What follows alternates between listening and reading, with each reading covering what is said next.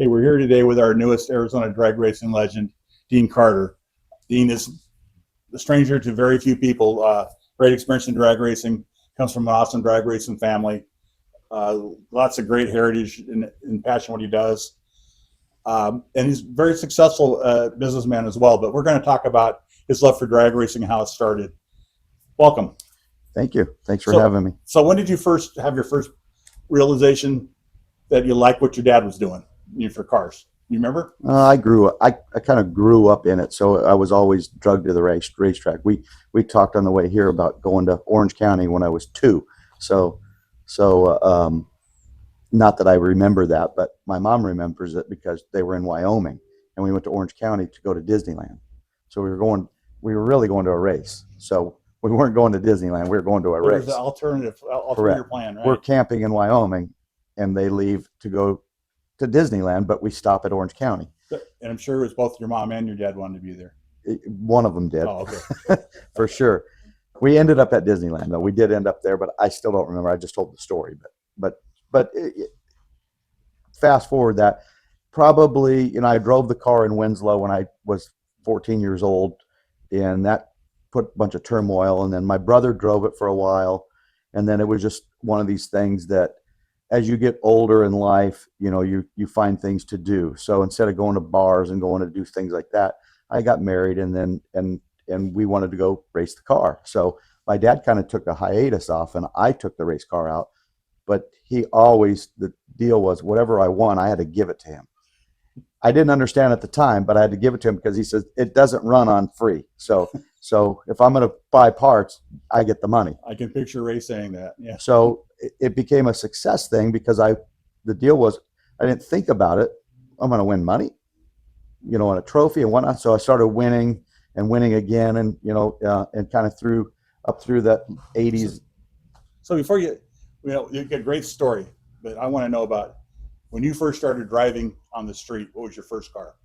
A Baja Bug, a Volkswagen Baja Bug that my dad kind of souped up a little bit because it was a Volkswagen, and he said it's not going to be fast, but we made it as fast as we could make it at the time. So we bought that car because he could build the motor for it. And China Jack, we kind of went to, you guys probably know China Jack. Yep. That's how I met him. He's got a Volkswagen place, so we went and got a block and whatnot, put that car together. So that's what I first drove. So you helped, you were part of the build on that? Yeah. So was that your high school car you drove to high school? Where'd you go to high school? Alhambra High School. Okay, so Alhambra Lions. Yes. Yeah. So did you do anything in like auto shop, anything in school? Or No, it was kind of a phase of the first year kind of had auto shop, and then they phased that out. So for whatever reason, they kind of phased auto shop out right at that cusp in the 80s, and I don't know why, but they just did. So well, it's those liberal arts people. They thought correct. Yeah, everybody had to go to school to get a liberal arts degree, and you were bucking the trend. Right. So and I played football, so most of the time was football. What position? Linebacker. You like knocking people around? Yeah, it was fun. I mean, it was fun. My brother played, so I was expected to play. So and then so kind of following that, my older brother. So I did that. The auto shop thing totally wasn't interest to me because I'm not really a guy that likes to get totally dirty. My dad would grab everything, and have his hands black, and it didn't bother him at all. I realized that today, but back then, I didn't want to do any of that. Somebody could do that for me. Oh, the dirt! Oh, terrible. Yes. Well, good thing you got your family wasn't into dirt track racing. I probably would have definitely. I wouldn't have gone. You wouldn't have gone. Yeah. Well, you fell in love with drag racing. You graduated from high school, and did you go right in the workforce, or what did you do? I graduated from high school, and I worked for during that time, I worked for my uncle in the flooring business, just doing kind of some demos in the flooring trade. That's where you learned the trade? Yeah, learned the installation side, and then what is this, 19, 20 years old, and took over the company that we worked for because they were going to retire. They were going to quit. My uncle went into the insurance business. I just took the company, and today it's the same company. So however many years from 89 on, 88, 89 on, we built it more and more and more. So it went from, 2 million to 30 million. So we took the jobs that we had way back then and look back at it. I had a great business partner that probably is the reflection of how I got there. So it wasn't me. I didn't know what I was doing. Oh, but you still had the desire and drive to do it. I back in I can't remember what 90, I believe 93. When we built our house, you put the floor in our house. So Yep. that was the first floor, and it's amazing over the years how things changed and styles changed, and Sure. so you'd probably have to do a lot of people's houses the second and third time as well. We only do houses for people like you. Oh, you do more. That's right. You do more in construction, commercial stuff. Yeah. So we do houses. We'll do a house for friends, family, somebody that calls. I mean, we don't do tract homes or anything like that. We don't advertise like the other people that. If I remember correctly, one of your first things was like doing like apartment. When somebody moved out of an apartment, you have to go in and you probably carpet was bad. You did like apartments and a lot of that stuff as well. Well, they were dorm rooms. Okay. So dorm rooms at ASU, dorm rooms at Phoenix College, dorm rooms at Flagstaff. You know what? So we would redo dorm rooms. So that was a little niche that nobody wanted to do. We were grouping them together. So it just grew and grew and grew. So that enabled you to go back to your passion. So you started. How old were you when you drove the car when you were 14? Mm-hmm. And your brother drove it. At what age did you hop back into the car? I always continually drove it. We kind of split it back and forth, and then Mark Niver drove it a little bit. Kelly Holzbus drove it. So we bounced back and forth in what was going on. When I took the car myself, and we went out when my dad didn't go to the race, then I took it by myself, and that was probably in the early 90s. 91, 92. So 93, I bought a rear engine car from the Cook family and then kind of changed it around, then won the 96 Arizona championship. In Supercomp? In Supercomp, yep. And so it just kind of took from there, and then get to the 1999, 2000. I bought that, when I bought that Cook car, that's where the comp came in, and you put me in your car. And I thought, this is kind of fun. I like the zinging of the motor and whatnot, even though I blew your engine up on I didn't blow it up. You just shifted back to low and about half track. Right. So didn't crash it. No, it didn't crash it. So, but you were learning. That was cool. So we had this Buick, and I said, my dad said, this thing's going to fly apart. I mean, he took it apart and he goes, there's too much. This is too lightweight. This is way, way, way. I said, no, Dad, that's what they do. That's these comp guys. I mean, so John Linton comes about, so I said, why don't you build one of these? You could build one of these. He goes, I'm not building it like that. And our first one didn't go real well. He realized, I got to get the motor to rev up. So I kind of coerced him back in as he retired back into the racing part of it, which my mother was totally ecstatic that I did him out that. of the house, going to do something. Yeah. So and we teamed up with the Eaton Enterprise guys in 2000, 2001. And he wanted to do a front engine car, and NHRA allowed the Nostalgia Dragster class to come into comp. That it couldn't have fallen in place any better. Your dad liked front motor cars anyways. Yes. And, At that point in time, when I told him we could do this with a front engine car, he said, "Nah, they're not going to let you. They're saying that, but they're not going to let us do that." And I said, "No, they are. Look, we got to run faster than 8 seconds of the national record." And I go, "We can already do that." He goes, "Nah, they're not. Once we do that, they're not going to let us do that." So it kind of went back and forth. Finally, I convinced him. Me and him went to Bakersfield to watch. And I'm not a good drag race watcher. I don't go to just watch. I got to be engulfed in it or driving it or something to do with it. So we went to watch. We walked up to Bill Wayne, and I said, "Why don't we just buy this car and start now? Let's just buy this car." And he goes, "He's not going to sell the car. He'll sell the car. Let me go talk to Bill Wayne." We never met Bill Wayne. I said, "Hey, this is what I'm going to plan on doing." So we bought the car right there. He ends up crashing it in the final. So I paid for the car, everything, and Bill Wayne, being a very stand-up guy, rebuilt everything on it. Built us a brand new car. So we ended up, in essence, got a brand new car to start out with, which I think made my dad even more passionate about it, because he could put in his little where he wanted the motor placement, where he wanted the transmission, all that stuff, the rear end angles and all that. So he had his envision of all this stuff. Me, I will say I did listen because I can do it now, but I didn't want any part of the work. So I'll provide the money. Somebody else does the work. It was a perfect relationship. Yes, and he would go and put it all together. So when we got the car back together, I think we went out to the first race on it was Firebird, and we won the national event. And so so you were definitely Dad said, hey, maybe this is the right direction. Yes. So how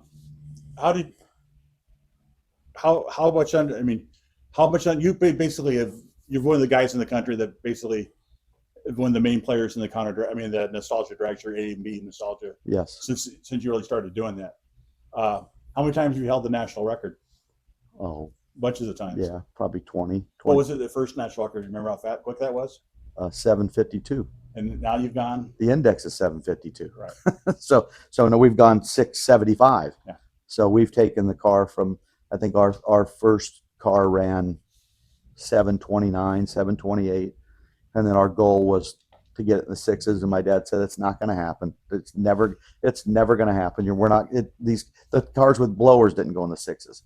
I said, we're going to go in the sixes. You watch. We teamed up with Rick Waters and Eaton Enterprise, and Rick Waters shed some light. My dad and Rick became really close and really good friends. And he shed some light on my dad's thinking of the short block can make power, Ray. It can make power if you build this right and this right and this right.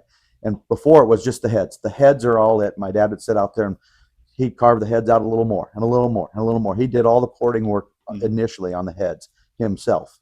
Well, initially in racing, that was intake manifold heads. Right. Were really the secret. The block was just a pump. Right. But then. Well, we learned a long time ago in Super Comp with the injector, the more we cut the air down, the slower the car would go. Mm-hmm. We'd open the air back up. So we didn't have a throttle stop. He put plates under the injector to cut the air down to go 888, 885. Once we got it there, that's where it was. It was up to me the rest of the way. He's like, there you go. You got a little cushion and that's it. So if it blew the tires off, I was done anyway. So we learned that. And so the initial thought was, let's just build this massive injector. Let's get up. So we built a 3-inch 150 butterfly out of Kinsler. We teamed up with Kinsler at the time because Hilborn didn't really want to deal with us. And I think that saddened my dad because he loved Hilborn. Hilborn was, us the West Coast, they're the East Coast. So when I go talk to Jim Kinsler, he's like, we'd love to partner with you guys. And they built us this big injector. Well, it didn't work totally right because it had some curves in it and some things that weren't right. So I go out there one day and I said, we're going to cut this thing right down the middle and we're going to have Niver weld it back together. Just take that out, turn it straight on top. We go to Sonoma. We go $6.99 right out of the trailer. Love those sea-level tracks. Yeah. So that was our test to go to Sonoma with this injector. He goes, well, see if it works, and boom, $6.99. So I guess it worked. Well, same thing. We had to add more fuel. That was a shot in the dark that we went, here it goes. Let's see what we can do. And it was richer than rich. So we knew it was going to go in the 80s, 90s, because we ran it fat because we didn't know what we were doing. We had to get some data for it. So always be safe and run it fat. Yeah. So but it goes $6.99. So we were the first in the sixes. And he didn't believe it. He said, the clocks are rigged. There's something going on. You went up and talked to them so we could do that. My dad was the guy that didn't believe anything until it had to settle for a month or so. Or unless it happened to him and he was there and he did it, right? Even when we won the world championship in 2003, he's like, no, they're going to count the points. Something's not right. They're going to change the points. We're going to get penalized. Something was wrong. Until we went to the banquet, he realized, hey, we actually won this thing. So, he was a great influence on a lot of people, but you kind of like jumped up on the scene and got the nice jacket from Lucas or whoever it was at the time, but you weren't happy with that. You kept going. We were happy. I enjoyed the part of, I sacrificed a little here to spend time with my dad. I would never replace that. So it's kind of sacrificing time with my kid to go with my dad. Now my dad's gone. Now I'm spending time with my kid. So it kind of worked out. Back in the day, I had a little guilt, kind of running around the country, and my mom and dad driving everything from here to there. I remember we went after that 699 run. I said, let's go to Sonoma or to Brainerd, Minnesota. Let's go to Brainerd, Minnesota. And he goes, when's that? And I go, next weekend. And he goes, my dad was a guy had to be at the race the Saturday or Monday before the event. So he had to have the right parking space. And he'd move the trailer around, and the parking guys loved him because he'd have it this way, then this way, and then this way, then this way.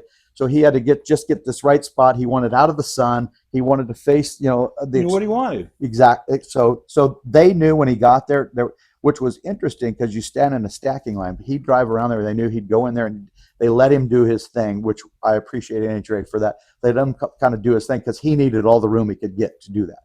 I drive in there now, and it's like putting it in a sardine can.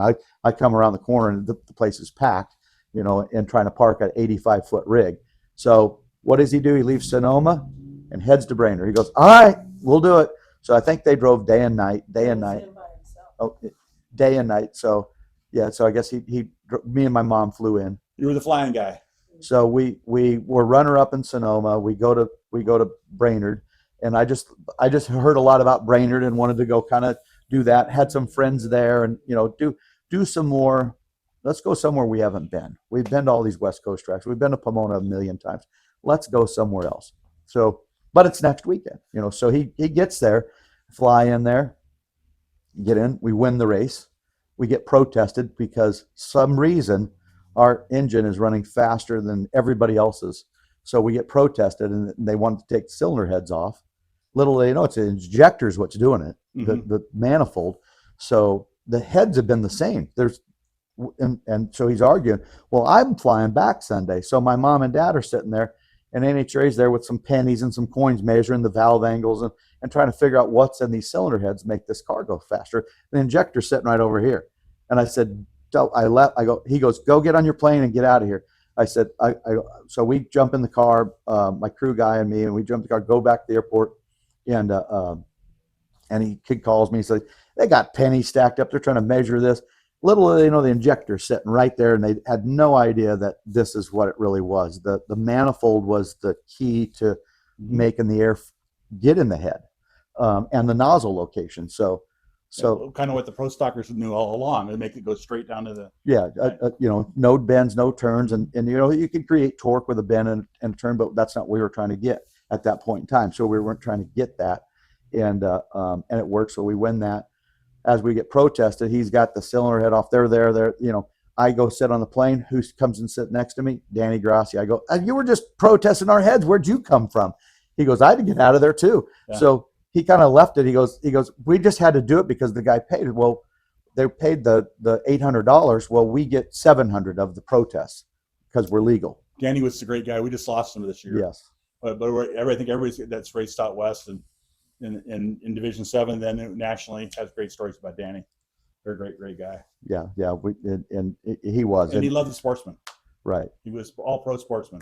So he sits by next to me, and he goes, I go, why did you make, it's just him, you're making him take the whole cylinder heads. Luckily we were coming home, which now I look at it, I'm like, we should have just stayed back there and ran a couple other little events here. But what do? I come on back home, we'll go to Bakersfield next, so, and he wanted to go to the heritage races. That was part of the deal. Mm-hmm. And you don't win any money. You just go there, you win a trophy and whatnot. So March meet. So to me, it's an expense, which it still is today. And that's why we they're fun. We love to go do them. And we would do themes here and there, get the girls dressed up in, 50 stuff and bring I've got an old 29th Street Roadster. We tow the car with that. So I try to make it more fun with the whole family than to go race. So I was still there to win, but my competitive level on one side, and I didn't have to think so much. Comp Eliminator's a thinking game. You got to always be moving it around and try to figure out who, what, where, when, and how. Chasing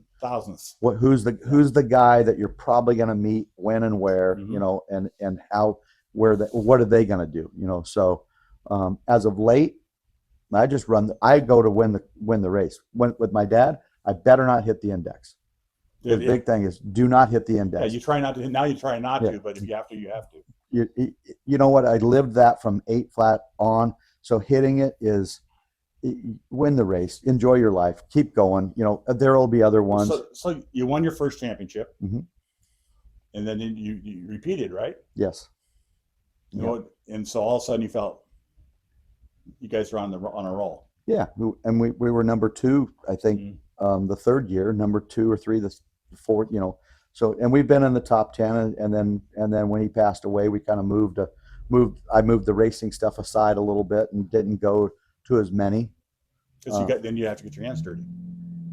Which is interesting. When he left one engine that was kind of half built, and I said, you know what, I've seen and learned enough. I can put this engine together. I'm going to put it together and let Kevin drive it at the Arizona Heritage Race. They had one here, so I said I'm going to put it together. Kevin was shaking his head like, I don't know if this is a good idea. I said, look, it'll either go or it won't. All I got to do, I got to torque heads down, put bearings in, basically assemble a puzzle that I've seen since I was 14 years old, you know, and a couple calls to Rick and whatnot. And hey, what do I do here? When I put this cam in, he goes, what are you doing? You know, so I've been putting this cam in. I don't know how to time a cam, you know, so he's like, you know, put the wheel on it. And then I had a couple guys come over and help a little bit here to get it correct. We get the motor together, we go out, and it runs pretty well. It runs a 680 89 or 680 88.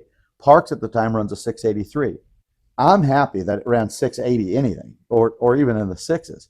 So those guys are kind of beating their chest that they've outrun us, but they didn't really outrun my dad. You know, they outran me, which that was okay. So Kevin goes and wins the race on a hole shot. He goes 688.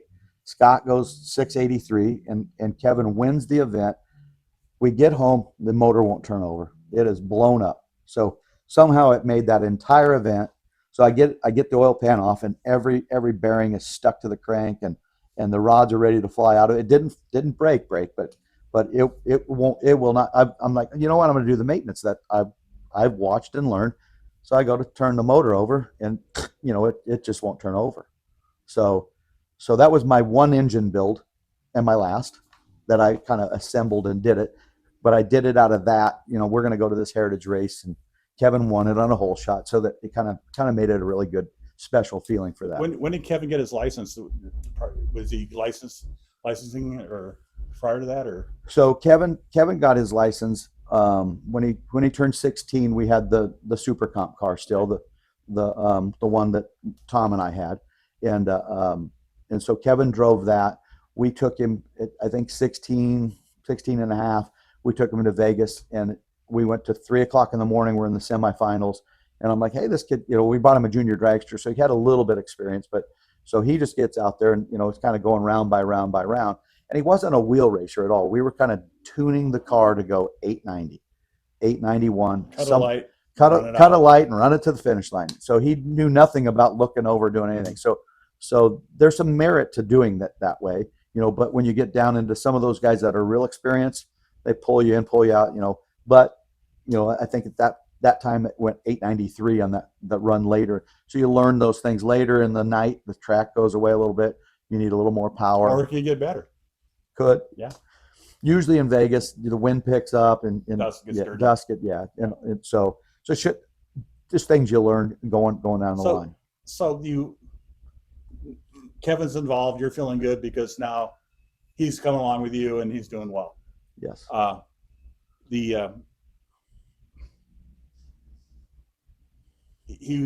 kind of took over. When did he take over? You had one car for a while, and he was in the seat. Then you went. Now you're racing two cars. Three cars. Tell us about the cars you're running now. So the cars we have now, we have our we call our blue car, which is our original fast good blue car, and that's the A nostalgia car. Then we bought a car out of Ohio. A guy named Dave Dupps passed away, and his wife called me and said, hey, you know anybody that would buy this thing? I said, I'll buy it. It's kind of a cool car. And then we teamed up with Coletta a little bit to kind of recreate the Bounty Hunter. So we put a little Bounty Hunter stuff on there, and we went to Gainesville trying to do it. That car has been a little bit just trying to get the bugs out of it and get it right. Rebuild, move the motors. Just a lot of little things that it needs to do. So that's our B nostalgia car. So it has an iron-headed motor, 23-degree iron-headed motor, and it almost runs just as fast as the A car. The A car. Yeah. So then we have a really good friend that we befriended years ago. We're in Vegas running comp. A guy named Steve Kent. My dad comes over to me. He goes, you got to see what this guy's cooking. I said, what are you talking about? He goes, he picked up everything off the road on the way here and he's putting it in a pot and he's cooking it. And I go, no, he's not. He goes, so I go over there and Steve Kent in Louisiana for me. He goes, roadkill stew, Dean. I told your dad I got a rabbit. I'm going to put it in there. I got whatever I run over on the road or I pull over and get. If it's warm, I put it in there and I put it in the freezer. So my dad was convinced that Steve was making this roadkill stew. And I said, Steve, you got him convinced. And I go, and he goes, and he's going to eat some of it too. So it was a gumbo jambalaya type of thing, really delicious. And me and Steve kind of hit it off from there, just kind of how we were doing things. And so we started to go, look, we're going to come to New Orleans, and Steve lives at the racetrack at no problem. I mean, his house is right at the starting line, basically. So we go over there and enjoyed a lot of stuff. What I'm getting at is, so Steve had an A Econo dragster, or an A dragster automatic, basically at the time, and it was an A dragster with a stick shift. I didn't really want a stick shift car in comp for a couple variety of reasons, and I don't want to cut the clutch, and I want to do the maintenance. Back to work again. So I said, Steve, what do you got over there that we can put together? I mean, I don't want to get you out racing again here and there. So he's got this old car here. Well, it had a Pro Stock motor in it. So I said, it's got to be able to make it go fast. I mean, it's got a Jimmy Oliver Pro Stock motor out of Elite Motorsports. So I mean, it's got a decent engine in it. So I started looking at the index numbers, and A dragster does not look very well. I mean, unless you run a clutch, A dragster automatic is 709. We put one carburetor on it and it goes to 729. This thing, my nostalgia car goes 675. So why would this car not do that? So we get with Steve and he says, come run that car at New Orleans. So we kind of worked it. I think we were 50 something under with it, just dusted off out of the garage and rolled it out on the track. And Kevin said, I want to drive that car. How come I don't get to drive that car? I go, let's get this. To me, it's got a Pro Stock motor in it, so let me figure out how it drives and whatnot. And it had a whole bunch of little things that we had to fix. It had tow out. I get to the finish line, it starts doing this. I thought I was going to roll the car over. So just the little things that we had to kind of counter and fix. And then we redid the engine. So I said, Steve, we want to put one carburetor on it. We're going to take the two off, and we're going to go A Econo dragster.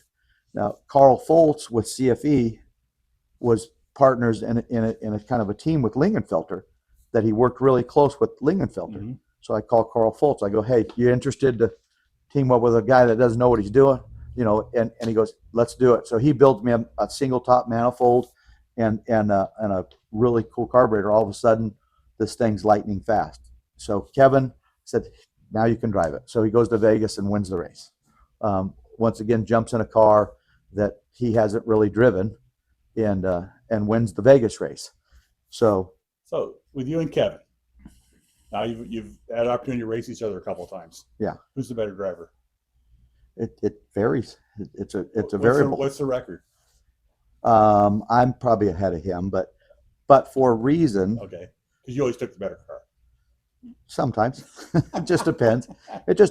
No, I mean, sometimes Kevin's on the tree. If he's on, he's on. He's 020, he's 010. And once he's on. And that's how Kevin is. If he's 100, he's on 100. So if our deal together is the better shot at winning goes further. So we've never really heads upped it other than qualifying to where we just go all out. You just have a race where you're both in the finals? I was in one, he was in one. Okay. Yeah. So we weren't together. Okay. So I was runner up the first race and he won the second race. Oh, that's cool. Yeah. Okay. Points race. Yeah. So in Division 7, we own 3 of the 4 races. We've won 3 of the 4 races. That's great. So between him and I, but so yeah. So head to head, I don't know that it's a fair statement to say who's better and who's not. Kevin's more level-headed. I have a lot more experience, and he'll admit to Oh. that of how we do it. And I kind of get on him about, and I ride him a little hard when he's bad on the light. I mean, I like, look, it's on you, dude. It's on you. So it's nothing we can do about it. It's this left hand and that, So he likes to get comfortable. Kevin's got to be comfortable, so he'll push it, and if he's not comfortable there, he goes here. If he's not comfortable there, he goes there. So I said, you can't change things. It's just pick something and go. And then we had a couple incidents where he same thing. What I've learned when I ran my very first race way back when, I'm running Jim Basco's pro stock car against our dragster, and I get way out on there, and I think I'm way ahead of this guy. I'm going to just let up. I'm not going to break out. My dad told me, do not do that. You drive this thing to the finish line. And so I look over and I went, well, I'm going to make sure we win. Well, no, Jim blows past me and wins the race. It's amazing what that big motor did, right? Yeah, lesson learned. So I told Kevin, no, this is a lesson I learned. So these guys, the Ryan Pretties and the A Altereds and the big motor guys are going to come flying past you at 210 miles an hour. You don't think it's much from 190 to 210, but they're going to be back here. So he did let off one same thing. I guess you got to learn it too. I try to tell you I've learned that, but well, that's probably the best way to learn something. Yeah, is have it bite you. Yes. So Kevin's doing a great job, and you're really at where you're at now. But along the way, there had to be some people that that you can go back and say, that guy was really helpful, or who did you have as? Did you have any heroes or people, mentors that you looked at and said, if I could just do something like that guy did, or he does so well and I respect that? Well, I mean, Rampy's one of those guys that you watch and learn a little bit, figure out what he's kind of doing. You watch the winners like that. Dan Fletcher's a guy that, he's one guy that comes to mind is Jeff Taylor. Jeff Taylor was a guy in Chicago. I'm in the All-Stars. I'm the kid there, like nervous, going in the All-Stars, gonna do this. We got a fast car, just don't screw it up. Me. We got a fast car, don't screw it up. Jeff Taylor's over there, and I forget what he's doing. He's whistling or say, he's just having a good old time. I said, and he looks at me. He goes, "If you just relax, it'll come to you. You just." And I don't know, Jeff. So we kind of met that way. I'm like, so I'm listening to him, and he's wandering around. He doesn't have his fire suit pants on. They're pulling the lanes. Everybody's going. So he puts one pant leg on and another pant leg on, and he gets in the car. I'm in the car going, what's this? So Jeff, I learned a long time ago that with him and some others that, it is what it is. You can create what you do. Luck's going to play a part in it. And if you get in your mind that you're going to mess it up, you're going to mess it up. There's certain mentors that for us back in our era was Bill Moropoulos. Yes. And I went to Bill Moropoulos one time and said, we're having a problem with tire shake at Bakersfield. And he pulled him in the trailer and goes, look, I'll help you with the car, but I don't want you to go down taking votes for everybody on pit row, what they think it is. Right. I looked at it, I said, well, your car says number 1 on it. Right. And he goes out, and that's when we learned about 2.5 wrinkles. And he showed me what 2.5 wrinkles were. Went out there, worked great. So I only listened to him, and he one race he loaned us an engine. What I love about the sport is the people will help you out. Right. They're really, the guy you might be racing in the next round, he'll loan you a part if you need it, because he wants to win by winning. For the most part. Just take it back when he's got to run you. No, for the most part, yeah. that's what happens, and I love that sportsmanship of it. You've done well, and what I'm excited for is that. Still remember when you took you out, and you drove my car at Firebird, and we had a lot of fun that day. And I'm proud to say that few people drove the car to get their licenses or to upgrade, and you're one of the guys, and you've always been a legend in my mind, and I'm really proud to know you, and you and your family, and I certainly miss your dad. He's just very, very, very cerebral guy. Yes. He thought really, really a lot about you. He He loved to compete, and he loved it. I'm sure that he was the negative guy, but inside he was beaming with you. Oh, for sure. He was. Yeah. So with that, we really appreciate you being here today. And yeah, how's it feel to be an Arizona drag racing legend? You're legendary, my friend. It's humbling. I should say it's humbling. Yeah, But I couldn't do it without him, without my mom, without the support of my family, everybody that was involved. My new wife, Kimberly, now is heavily involved in it and loves. She's more competitive than all of us. So when we don't win, it's we don't even want to drive with her. She's so mad about So you just. I've had some of those trips back when my driver didn't do well, and they're not fun trips. Right. She's just overly competitive, and it's win or nothing. That's right. Kind of her deal. You ain't first, you're last. Yeah. So that's kind of fueled Kevin and I again to let's take this serious. We were in No Problem Raceway earlier in the year. They all had to. We weren't planning on racing No Problem. I was just going to go visit Steve, pick up an engine, get some parts that he had, and he said, "No, you're going to run this race." And I said, "Steve, the car's in parts right now. I'd have to put it together. I'd have to finish all this stuff." But because Steve form, I'm like, I told Kimberly, my mom, Kevin, his wife, Poppy, and they had Colby and their new kid, Cohen. And I said, "Why don't you guys fly home and me and Steve will just race this? Because Steve, you're going to be my crew guy." He goes, "You got it." I said, "All right." So they had to go home and all basically work. And I won't lie about this. I tried to red light as much as I could so I could get on a plane and go home. So I thought I'm gonna throw this. I almost went to the tower and didn't claim the race, but after we qualified, I couldn't do it anyway. So all right, so man, I hit 001, 002, so end up winning the race. So you're a bad red lighter. Right. I'm like, so I told Kim in between rounds. I called Kimberly. I go, "I'm trying to red light so I can get on that 5 o'clock flight." And I missed the 5 o'clock flight.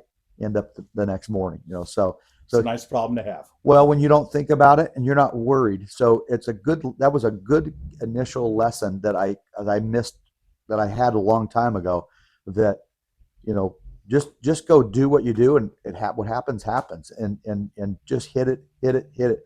So I wasn't doing that. I was the conservative guy. I was the guy working on the, you see in the top fuel ranks, some of these guys that work on their car and drive them, they're not as successful as somebody outside of there. So I became the driver that weekend. I said, "Steve, Andy, you guys you change valve springs, you're going to do all that stuff. You didn't have to worry about anything, but it's going A to B. Get in the car and go." And they got the car all ready. They put the fuel in it. I looked at the computer a little bit, and it was just, it was kind of a relaxing thing, other than I didn't have my family there when the race. Yeah. So I called them up, said we won, and Kim's pissed off because she wasn't there to win the race. So she goes, "Of course you did." It's great. I mean, Dean, I really appreciate your stories and your success you've had is well earned. Thank you. Come from a line of racers. You helped a lot of other people along the way. I know that, and there's great things still ahead. Kevin's doing well already, but still a lot of great things ahead for him as well. So, thanks for being here. Thank you. Thank you very much.